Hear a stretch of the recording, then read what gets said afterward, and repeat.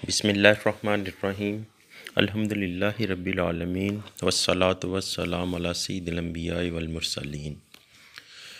لفظ قرآن کے معنی اور اس کی وجہ تسمیہ۔ لفظ قرآن یا تو قرأ سے بنا ہے یا قرأت یا قرن سے۔ قرأ کے معنی جمع ہونے کے ہیں۔ اب قرآن کو قرآن اس لیے کہتے ہیں کہ یہ بھی سارے اولین و آخرین کے علموں کا مجموعہ ہے۔ دین دنیا کا کوئی ایسا علم نہیں جو قرآن میں نہ ہو، اس لیے حق تعالیٰ نے خود فرمایا ہے کہ نزلنا علیک الکتاب تبیانا لکل شیء۔ نیز یہ صورتوں اور آیتوں کا مجموعہ ہے، نیز یہ تمام بکھروں کو جمع کرنے والا ہے۔ دیکھو ہندی، سندھی، عربی، اجمی لوگ، ان کے لباس، طعام، زبان، طریق زندگی سب الگ الگ، کوئی صورت نہ تھی کہ یہ اللہ تعالیٰ کے بکھرے ہوئے بندے جمع ہوتے، لیکن قرآن کریم نے ان سب کو جمع فرمایا اور ان کا نام رکھا مسلمان۔ خود فرمایا سماکم المسلمین۔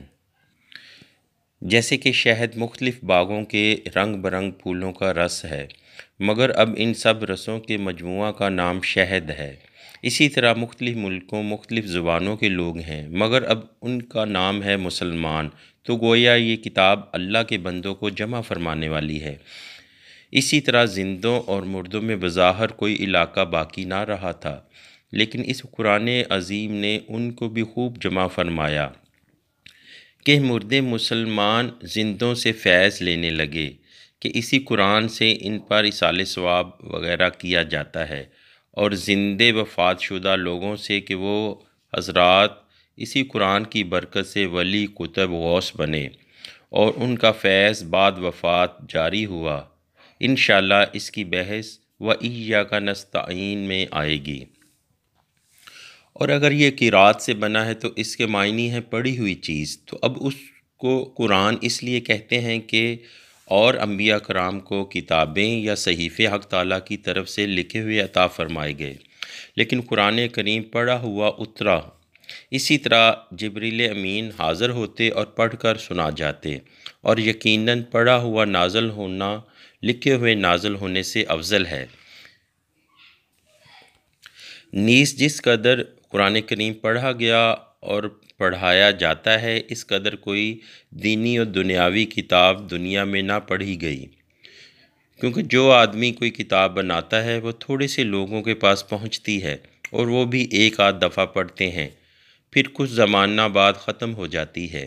اسی طرح پہلی آسمانی کتابیں بھی خاص خاص جماعتوں کے پاس آئیں اور کچھ دنوں رہ کر پہلے تو بگڑیں پھر ختم ہو گئیں، لیکن قرآن کریم کی شان ہے کہ سارے عالم کی طرف آیا اور ساری خدائی میں پہنچا۔ سب نے پڑھا، بار بار پڑھا اور دل نہ بھرا، اکیلے پڑھا، جماعتوں کے ساتھ پڑھا۔ اگر کبھی تراویح کی جماعت یا شبینہ دیکھنے کا اتفاق ہو تو معلوم ہوگا کہ اس عظمت کے ساتھ کوئی کتاب پڑھی ہی نہیں گئی۔ پرلطف بات یہ ہے کہ اس کو مسلمان نے بھی پڑھا اور کفار نے بھی پڑھا۔